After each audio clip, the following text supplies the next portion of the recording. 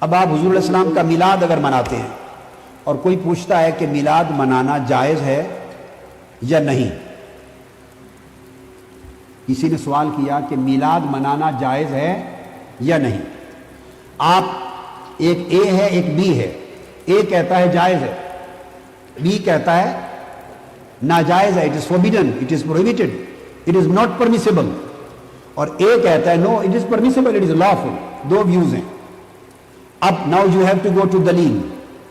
اب آپ دلیل کی طرف جائیں گے، قرآن اور سنت کی طرف جائیں گے. تو جب آپ دلیل کی طرف جائیں گے تو اب دلیل کس چیز پر چاہیے؟ اس کے جائز ہونے کے لیے دلیل چاہیے یا ناجائز ممنوع ہونے کے لیے دلیل چاہیے؟ کیونکہ جائز ہونے پر تو دلیل دی نہیں گئی. جتنی ہزاروں لاکھوں چیزیں انسانی زندگی میں جائز اور حلال ہیں، اللہ نے فرمایا وہ تو ہم نے لسٹ دی ہی نہیں ہے، اور نہ اللہ کے رسول نے دی ہے. وَإِلَّا لَكُمْ مَا وَرَاءَ ذَلِكُمْ، حرام چیزوں کی لسٹ دے دی اور اس کے علاوہ جو کچھ ہے وہ حلال ہے اور جائز ہے. تو دلیل اس کے جائز ہونے پر چاہیے یا ناجائز ہونے پر. اب جو شخص کہے گا میلاد منانا جائز ہے، اس سے کسی دلیل کے مانگنے کی ضرورت نہیں ہے، کیونکہ جواز اصل ہے. بس پرمیسیبلٹی از دی اصل. انہوں نے کہا بہت تفصیل سے کہ جواز اصل ہے. اچھا، اس میں ایک آیت پیش کی کہ وَأُحِلَّ لَكُمْ مَا وَرَاءَ ذَلِكَ، کہ جو اس کے علاوہ ہے وہ سب حلال ہے. کس کے علاوہ؟ یعنی یہ آیت میں جو بات کہی گئی کس کے علاوہ جو ہے حلال ہے سب.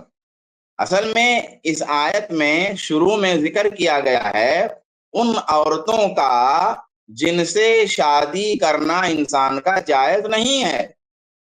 تو پہلے ایک ایک گن کے بتایا کہ یہ درست نہیں ہے، اور ان کے علاوہ جو ہیں ان سے شادی کرنا حلال ہے.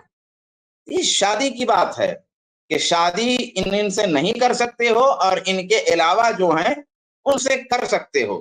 یہ تمام مفسرین، یعنی علامہ راضی کو دیکھ لیں، ابن کثیر کو دیکھ لیں، سب نے اسی طرح سے اس کی تفسیر کی ہے.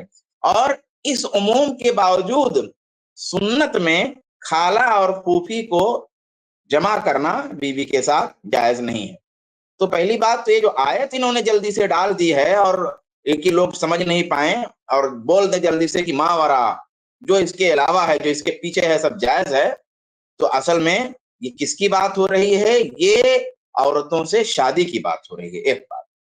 دوسری بات، انہوں نے کہا جواز اصل ہے. دھوکہ ہے، دھوکہ. جواز اصل ہے مگر کس میں؟ جواز اصل ہے مگر کس میں؟ جواز اصل ہے چیزوں میں، معاملات میں، اشیاء میں. اصل میں دو رول ہیں. ایک رول یہ لوگ ذکر کرتے ہیں اور ایک رول چھوڑ دیتے ہیں، جبکہ کتاب و سنت میں دونوں رول موجود ہے. اور ایک مرتبہ میں نے اس کو تفصیل سے بتایا بھی ہے، تو میں دہرانا نہیں چاہتا. فقہا نے تفصیل سے اس کو ذکر کیا ہے، فقہائے حنفیہ نے بھی، اور فقہائے موالک اور فقہائے شوافع نے بھی اس کو ذکر کیا ہے. یہاں تک کہ متاخرین حنفیہ نے بھی ذکر کیا ہے. اور فقہ کی کسی بھی معتبر حنفی کتاب میں بھی پائیں گے، شافعی کتاب میں بھی پائیں گے، مالکی کتاب میں بھی پائیں گے. چاروں مذاہب اور چاروں مذاہب کے علاوہ دوسرے جو مذاہب ہیں ان مذاہب میں بھی یہ بات آپ کو ایک دم کلیئر ملے گی کہ اصول دو ہیں. ایک اصول یہ ہے کہ جو چیزیں ہیں، جو معاملات ہیں، ان میں یا دنیا کی جو چیزیں ہیں ان میں اصل میں اباحت ہے، علت ہے. اصل چیز جائز ہے، الا یہ کہ حرام کی کوئی دلیل ہو. کیونکہ اللہ کے رسول نے کیا کہا؟ وانتم اعلم بامور دنیا. لیکن جو عبادت کا مسئلہ ہے، تو عبادت کے مسئلے میں اصل قاعدہ یہ ہے کہ ہر عبادت حرام ہے، الا یہ کہ اس کی اجازت ہو. یعنی کوئی بھی عبادت کرنے کے لیے قرآن و حدیث سے اجازت درکار ہے. جب تک قرآن و حدیث میں دلیل نہیں ملے گی، ثبوت نہیں ہوگا اس کا، تب تک کوئی عبادت آپ کر نہیں سکتے. یہ رول ہے عبادت کے مسئلے میں. اور جو یہ بتا رہے ہیں یہ رول ہے عبادت کے علاوہ کی چیزوں میں. انشاءاللہ میں تفصیل سے اس مسئلے پر ریکارڈ بھی کراؤں گا کبھی. اور یہ جو عبادت ہے، یعنی یہ جو قاعدہ ہے نا، جواز اصل ہے جو بتا رہے ہیں، یہ بھی کوئی قاعدہ کلی نہیں ہے. یعنی اس قاعدے میں بھی ایکسیپشن بہت سارے ہیں. تو چلیے آگے بڑھائیے. یہ جو دھوکہ دے رہے تھے، چونکہ میں اس کو ایک واضح کر چکا ہوں تو میں نے اس کو شارٹ میں بتایا ہے چونکہ مناسبت تھی. اب آگے چلتے ہیں. Original status of any act and original status of anything is to be permissible and lawful. جائز ہے. دلیل چاہیے اس شخص کو وہ مہیا کرے کہ کس دلیل سے ثابت ہے کہ ناجائز ہے. اگر درج ہے کہیں حضور السلام نے فرمایا کہ نبیوں کی پیدائش کے دن خوشی نہ منایا کرو یا نبیوں کی ولادت کا دن سیلیبریٹ نہ کیا کرو. حضور علیہ السلام نے فرمایا ہو یا صحابہ کرام میں سے کسی نے فرمایا ہو کہ انبیاء کی برتھ ڈے کو یوم میلاد کو سیلیبریٹ نہ کیا کرو, یا فرمایا ہو کہ اپنے بیٹے بیٹیاں جب پیدا ہوتے ہیں تو ان کی برتھ ڈے سیلیبریٹ نہ کیا کرو.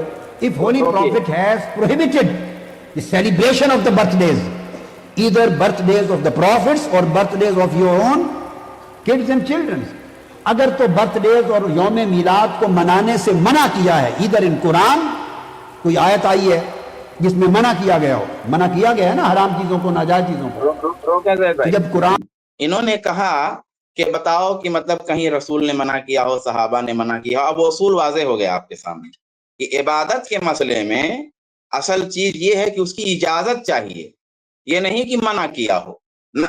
اجازت ہے تو کریں گے, اجازت نہیں ہے تو نہیں کریں گے. تو اس میں منع والی دلیل بالکل نہیں چلے گی, یہ رول ہے. تو یہ بات یہ غلط کہہ رہے ہیں. دوسری بات, جو بیٹے بیٹیوں کے برتھ ڈے منانے کی بات یہ کر رہے ہیں, اصل میں اس کی وجہ کیا ہے؟ یہ صاحب جو ہے مغربی نظام سے اور یورپی نظام سے بہت متاثر ہیں, اور بعض دفعہ تو ایسا محسوس ہوتا ہے کہ ایجنڈے پہ کام کر رہے ہیں. ان کے عقائد آپ سن لیں گے تو حیران ہو جائیں گے. یہاں اتنی محبت رسول کی بات کر رہے ہیں, آپ ان کے عقائد جانیں گے تو حیران ہو جائیں گے. وحدت ادیان کے بھی قائل ہیں, یعنی ہر دین ٹھیک ہے. یہ کرسمس منانے کی بھی قائل ہیں. یہ صاحب جو ہے کیک کاٹنے اپنے بچوں کی پیدائش پہ جو ہے اس کے بھی قائل ہیں. یہ بہت ساری چیزوں کے قائل ہیں. تو یہ جو بیٹے بیٹیوں کی مثال دے رہے ہیں نا, کیونکہ ان کی نظر میں وہ کیک کاٹنا ٹھیک ہے, درست ہے, اصل ہے, تو اس لیے وہ اس مثال کو یہ پیش کر رہے ہیں جو کہ شریعت میں اس کی ویسی گنجائش نہیں ہے. چلیں آگے چلتے ہیں. اترا حضور علیہ السلام پر تو 1,24,000 انبیاء پہلے گزر چکے تھے یا نہیں؟ گزر چکے تھے, اور ان کی امتیں ان کے میلاد اور ولادت کے دن مناتی تھی کہ نہیں؟ مناتی تھی. دیکھو ایک خاص نقطہ ہے بیٹے سمجھنے والا. عیسائی تھے, کرسچنز تھے, وہ عیسیٰ علیہ السلام کو خدا مانتے تھے. اللہ نے روک دیا کہ خدا ماننا درست نہیں, وہ خدا نہیں خدا کے بندے تھے. وہ کرسچن تھے, وہ 3 خدا مانتے تھے. کتنے؟ ٹرینیٹی. قرآن اتر رہا تھا, قرآن نے روک دیا, لا تقولوا ثلاثہ, 3 مت کہو, اللہ ایک ہے. تو جو چیز غلط تھی اس کو غلط بولیے کہہ دیا. ایٹ دا سیم ٹائم وہ ان کی ولادت کے دن کی خوشی بھی مناتے تھے. مناتے ہیں کہ نہیں کرسچن؟ ان کے میلاد کے دن کی خوشی مناتے تھے. اور قرآن میں بھی ذکر آیا ہے, قرآن میں بھی ذکر آیا ہے. جب مائدہ اترا اس کے دن کی خوشی مناتے تھے. موسیٰ علیہ السلام کو جس دن نجات ہوئی اس دن کی یہودی خوشی مناتے تھے, ان کے ولادت کے دن کی خوشی مناتے تھے. تو قرآن کو چاہیے تھا کہ کہہ دیتے خبردار, وہ پیدا ہوئے اللہ کی طرف اٹھ گئے, ان کے ولادت کے دن کا کوئی سیلیبریشن نہ کیا کرو. تو اللہ نے اس سے منع نہیں کیا, قرآن نے منع نہیں کیا, اور حضور علیہ السلام نے منع نہیں فرمایا. پہلی بات تو یہ کتنی خطرناک بات کر رہے ہیں یہ اندازہ لگا لیجئے. ان کے کہنے کا نتیجہ کیا ہوا؟ پہلا, ان کے کہنے کا مطلب یہ ہوا کہ یہودیوں اور عیسائیوں کی جن جن باتوں اور جن جن کاموں اور جن جن عقیدوں کی ممانعت صریح طور پر قرآن و سنت میں نہیں ہے, گویا وہ سب درست ہے اور اس پہ عمل بھی کر سکتے ہو. یہی تو مطلب ہوا اس کا. کہہ رہے ہیں کہ بھائی وہ میلاد مناتے تھے, قرآن اتر رہا تھا, منع نہیں کیا گیا قرآن میں. وہ اللہ کا بیٹا عیسیٰ کو مانتے تھے تو اس کو منع کیا گیا, لیکن میلاد مناتے تھے اس کو منع نہیں کیا گیا. اب وہ مناتے بھی تھے کہ نہیں تھے, کیسا مناتے تھے, اس کا ثبوت ان کے ذمہ. لیکن اگر مناتے تھے تو کہہ رہے ہیں کہ اس کو منع نہیں کیا. تو دیکھیے, بیٹا ہونے کو تو منع کیا کہ یہ غلط ہے, لیکن میلاد مناتے تھے اس کو نہیں منع کیا. اس کا مطلب یہ ہوا کہ جو غلط تھا اس سے روکا اور جو غلط نہیں تھا اس کو چھوڑ دیا. یہ اتنی خطرناک بات ہے کہ گویا یہودیوں اور عیسائیوں کی پھر جو تمام چیزیں جن کے منع کی دلیل قرآن اور حدیث میں نہیں ہے وہ درست ہے. ولا حول ولا قوت الا باللہ. ایک بات. دوسری بات، ایک بات اور جان لیجئے، ان صاحب کے نزدیک یہودی کافر نہیں ہے، یہ بھی ایک جان لیجئے. تو اور تب آپ کو مزہ آئے گا کہ پھر یہ کیسی باتیں کر رہے ہیں. اب آئیے جواب سنتے ہیں. دو باتیں. قرآن نے پچھلی شریعت کی ہر چیز کو ڈائریکٹ منع نہیں کیا کہ اگر قرآن پچھلی شریعت کی ہر چیز کو ڈائریکٹ منع کرنے بیٹھ جائے تب تو پورا قرآن صرف یہودیوں کے غلط اعمال اور غلط عقائد کو منع کرنے میں نکل جاتا. ایک قرآن یہودیوں کے عقائد کو منع کرنے کے لیے ہو جاتا اور ایک قرآن عیسائیوں کے عقائد اور اعمال کو منع کرنے کے لیے ہو جاتا. تو بھائی قرآن نے اس طرح نام لے لے کر کے یہودیوں اور عیسائیوں کی غلط چیزوں کو منع نہیں کیا، بلکہ مثبت طریقے سے دین کی تفصیلات، شریعت، رسول پہ اللہ تبارک و تعالی اتارتا گیا. اب اس سے آٹومیٹک دوسرے دین میں جو چیزیں تھیں وہ رد ہوتی گئیں. آٹومیٹک تفصیل شریعت کی آ رہی ہے، نماز اس طرح پڑھنی ہے، ان کا جو طریقہ ہے وہ رد ہو گیا. روزہ اس طرح رکھنا ہے، ان کا جو طریقہ ہے رد ہو گیا. خوشی اس طرح منانی ہے، ان کا طریقہ رد ہو گیا. بیوی بچوں کے پاس اس طرح سے جانا ہے، ان کا طریقہ رد ہو گیا. یعنی شریعت کی تفصیلات اترتی رہیں اور آٹومیٹک عیسائیوں اور یہودیوں کے جو غلط اعمال اور عقیدے تھے وہ رد ہوتے رہے، ان کے نام لینے کی ضرورت نہیں تھی. اسی طریقے سے ایک اصولی بات ہم جانتے ہیں، اگر یہ بات نہ سمجھ میں آئے، کہ دین اسلام کے آنے سے ہی صرف اسلام کے آنے سے پچھلے تمام ادیان منسوخ ہو گئے. تمام ادیان، پچھلے تمام ادیان منسوخ ہو گئے اور ان کے تمام عقائد اور اعمال منسوخ ہو گئے. صرف وہ چیزیں منسوخ نہیں مانی جائیں گی جن کی قرآن و سنت نے تائید کی ہے. منع نہیں چلے گا. اگر یہ اصول منع جو بولتے ہیں اگر یہ لاگو کر دیا جائے تو کتنی خطرناک بات ہے. لیکن یہاں مسئلہ کیا ہے؟ یہاں مسئلہ یہ ہے کہ شریعت اتری، اسلامی شریعت اتری، تو اب دوسری چیزیں منسوخ، ختم. اب ایک ایک چیز کا نام لے کے منع کرنے کی ضرورت نہیں ہے. تو یہ تو بڑی خطرناک بات ہوگی کہ بھائی جن کا نام لے کر کے قرآن نے منع نہیں کیا یہودیوں اور عیسائیوں کی چیزوں کو، اور چونکہ میلاد کا نام لے کر کے منع نہیں کیا تو اس لیے میلاد درست ہو جائے گا. عیسیٰ علیہ السلام کا وہ میلاد مناتے تھے، پھر بھی عیسیٰ علیہ السلام کا مناتے تھے نا، ہمارے رسول صلی اللہ علیہ وسلم کا تو نہیں تھا اس میں. بہرحال ذرا ہم آگے چلتے ہیں. کہ نبیوں کے ولادت کے دن کو سیلیبریٹ نہ کرو یا اپنے بچوں کی برتھ ڈیز کو سیلیبریٹ نہ کرو. تو جب سیلیبریشن آف برتھ ڈے کو قرآن اور حدیث نے منع نہیں کیا تو what does it mean? It is permissible, it is lawful. یہ جائز ہو گیا. اب آپ کو اس کی دلیل کی کوئی ضرورت نہیں ہے. ہاں یہ چاہیے کہ اس کے اندر جو کچھ آپ کریں گے وہ کام جائز ہیں یا تو کیس ٹو کیس ہر چیز کو الگ ڈیل کیا جائے گا. اب بیسک بات آپ سمجھ گئے نا. تو اس طرح میلاد کو اور اس طرح علی حاصل قیاس بے شمار چیزیں عقائد میں اور آئیں گی جن کو آپ کرتے ہیں اور لوگ کہتے ہیں جی دلیل دو، یہ کہاں لکھا ہے. سو میں نے آج آپ کو ایک پختہ دلیل سمجھا دی کہ کسی چیز کے جائز ہونے پر کوئی دلیل، اور یہ میں نے آیتیں جو کوٹ کر دی یہ سفیشینٹ ہے. دو باتیں بہت خطرناک ہے اس میں. ایک یہ کہہ رہے ہیں کہ اصل میں یہ دیکھا جائے گا کہ اس کے اندر جو چیزیں کر رہے ہیں وہ غلط ہیں کہ صحیح. تب تو کرسمس منانا درست ہے. کرسمس منائیے اور اس میں درود و سلام ہو، قرآن کی تلاوت ہو، کھانا کھلانا ہو، اللہ کے رسول کی نعت ہو، اللہ تبارک و تعالیٰ کی حمد ہو، تعریف ہو، پھر درست ہو گیا. پھر تو بھائی آپ کے حساب سے پھر پتہ نہیں کیا دیوالی ہولی سب کچھ درست ہو جائے گا، کیونکہ اس کے اندر کی چیز ٹھیک ہونی چاہیے. اس کے اجازت کی دلیل نہیں چاہیے، دیوالی کی دلیل نہیں چاہیے، ہولی کی دلیل نہیں چاہیے، یہ سب دلیلیں نہیں، کرسمس کی دلیل نہیں چاہیے. دلیل کس کی چاہیے؟ جو اندر ہے وہ غلط ہے کہ صحیح. تو اندر سب صحیح چیز ہے تو بس صحیح ہو گیا. یہ خطرناک بات. دوسری بات انہوں نے کیا کہا آگے؟ بے شمار عقائد کی چیزیں آئیں گی. عقائد یعنی ان کے حساب سے عقیدہ بھی جس عقیدے کا نام لے کر کے منع نہیں کیا گیا ہے کہ یہ عقیدہ نہ رکھنا، وہ عقیدہ بھی آپ رکھ سکتے ہیں. امت کے کسی بدترین آدمی نے بھی یہ بات نہیں کہی, کسی بدترین, بس اتنی بات کافی ہے اس کے رد کے لیے. آگے چلتے ہیں تاکہ ہم جلدی سے کور کر سکیں.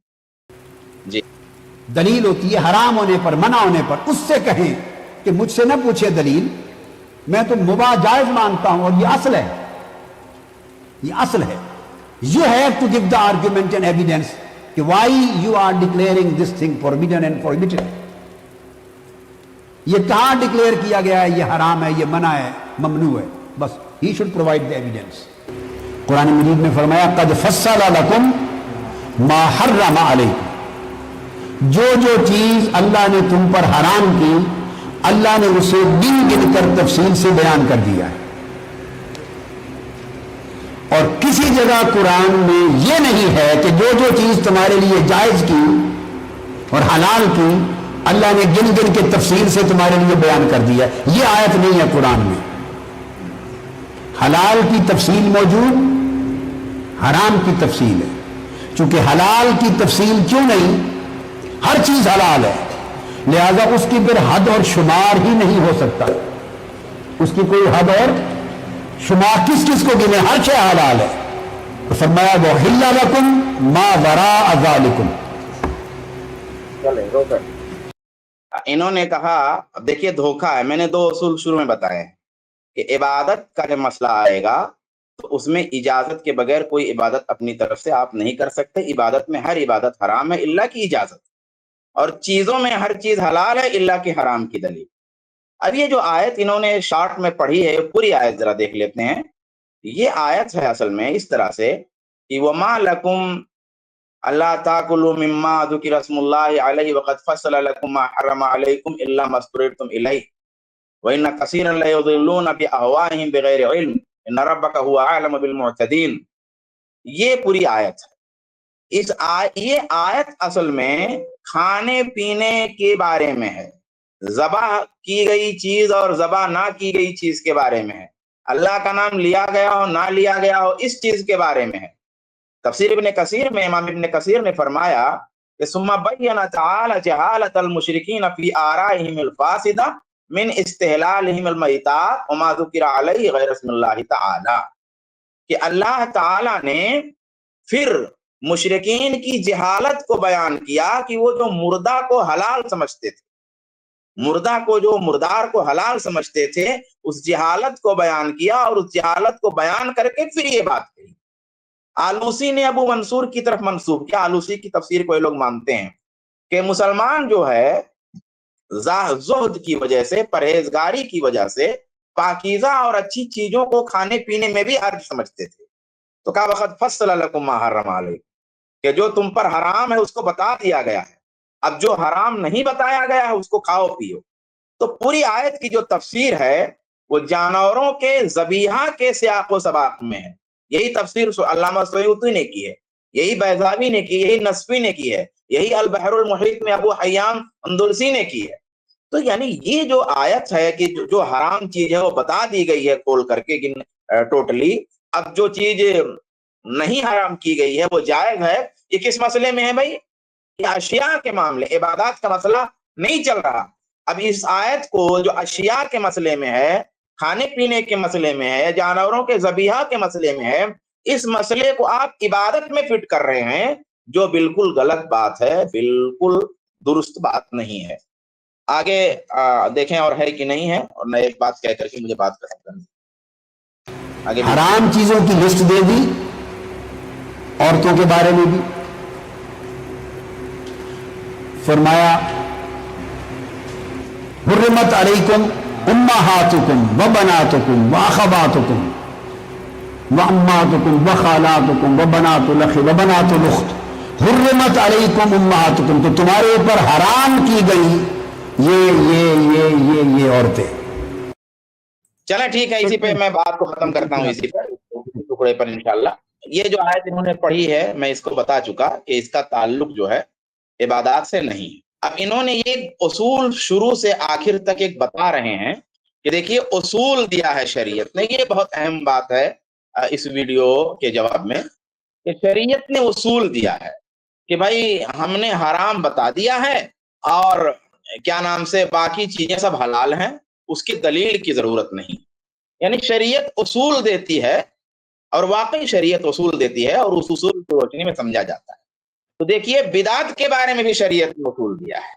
شریعت نے قرآن ہی میں بدعت کے بارے میں بھی اصول دیا ہے. اب نام لے لے کر کے شریعت نہیں بتائے گی کہ میلاد حرام ہے، 11ویں حرام ہے، 12ویں حرام ہے، تیجا حرام ہے، 40واں حرام ہے، رجب کا کونڈا حرام ہے، پھونڈا حرام ہے، فلانا فلانا. ایک قرآن تو اسی پہ نازل کرنا پڑے گا. جتنا آپ لوگ بدعتیں کرتے ہو تو یہ تو حرام کرنے کے لیے ایک قرآن الگ سے اللہ تبارک و تعالیٰ کو اتارنا پڑتا کہ بھائی قیامت تک جو لوگ جو بدعتیں ایجاد کریں گے ان کا بتا دو کہ یہ حرام ہے. تو اصول بتا دیا شریعت، قرآن ہی میں بتایا بدعت کا اصول. کیا فرمایا؟ سورہ حدید آیت نمبر 27. سورۃ الحدید، اس کو میں تھوڑا ٹھہر کر کے بتاؤں گا کیونکہ ہمارے آگے کی گفتگو میں بھی یہ چیز کام آئے گی.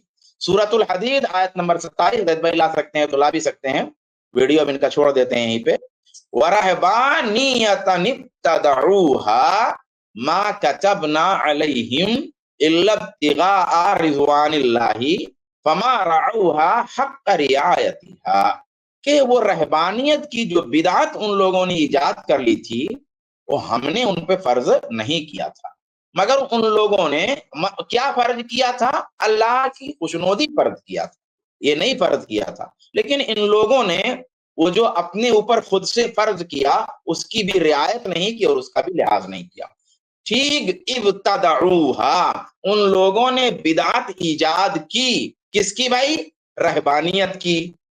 اب آئیے تفسیر سنتے ہیں، میں اپنی طرف سے ایک لفظ بولنے والا ہوں.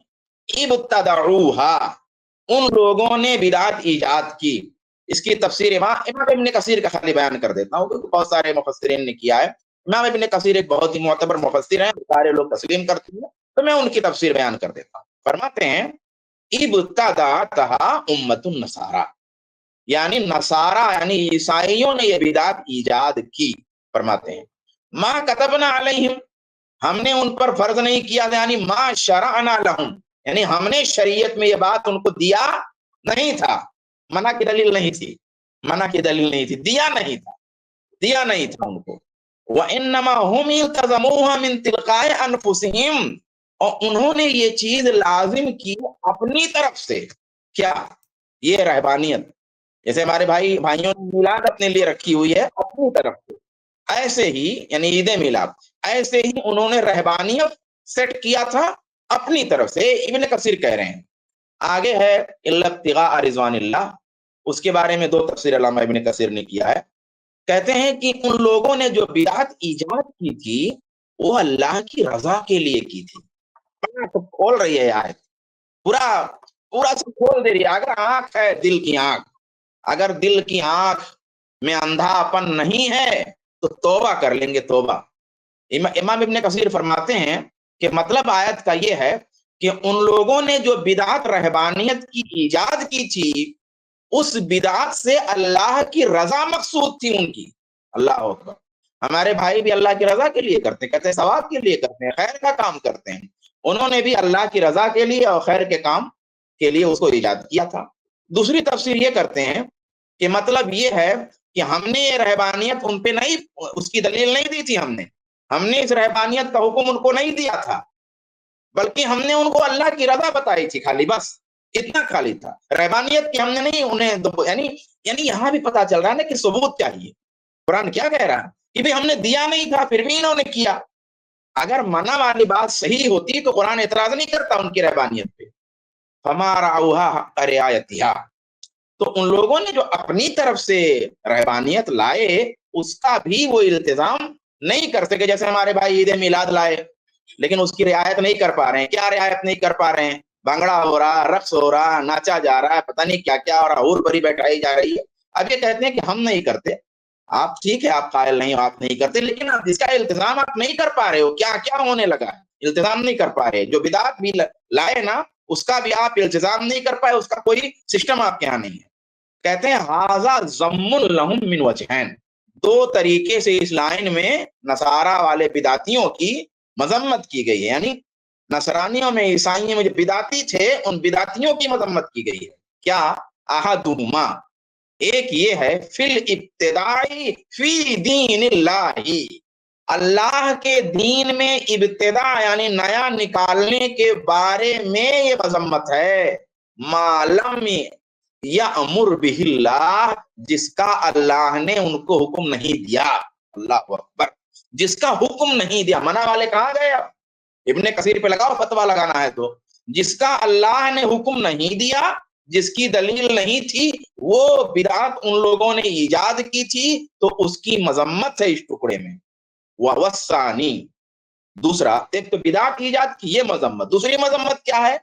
فی عدم قیامہم بما التزموہ مما زعموا انہ قربۃ یقربہم اللہ الی اللہ عز وجل، کہ جو یہ بدعت لائے بھی تو اس بدعت کا بھی پاس و لحاظ نہیں کر پائے، اس کی پابندی نہیں کر پائے جو ان کا گمان تھا کہ اس سے اللہ کی قربت مل جائے گی۔ میں کہتا ہوں اس آیت کی اس تفسیر کے بعد کوئی بات اگر ہم لوگ نہ کریں اور یہ اسٹریم بند کر دیں تو ہم حجت پوری کر چکے ہیں۔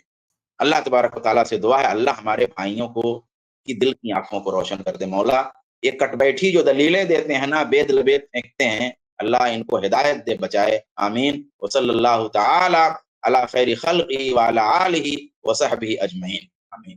جزاک اللہ خیر شیخ، بہت بہترین، بہت اہم باتیں تھی اور بہت بہترین طور پر حق واضح ہے۔ مطلب سمجھنا جو چاہتا ہے، جو شخص دین سمجھنا چاہتا ہے، اسلام سمجھنا چاہتا ہے، اسلام کے اصول ہے۔ دیکھیے عید میلاد ایک مثال ہے، یہ ایک پورا کا پورا منہج ہے جو اس سے واضح ہو رہا ہے۔ اس کلپ کی فل ویڈیو دیکھنے کے لیے ہمارے چینل پر ضرور آئیں۔ آئی پلس ٹی وی نے ایک نیا یوٹیوب چینل شروع کیا ہے جس کا نام ہے آئی پلس ٹی وی اختلاف کا حل۔ اس چینل پر صرف اختلافی مسائل پر ویڈیوز آئے گی، لیکن دلائل کے ساتھ اور بھائی چارگی کے ساتھ۔ آپ کو میں دعوت دیتا ہوں کہ آپ بھی ہمارے اس چینل کو سبسکرائب کریں، ہماری ویڈیوز کو شیئر کریں اور نوٹیفیکیشن آئیکن کو آل سلیکٹ کریں تاکہ آپ کو ہماری ویڈیوز کا نوٹیفیکیشن مل سکے۔ جزاک اللہ خیر، والسلام علیکم ورحمۃ اللہ۔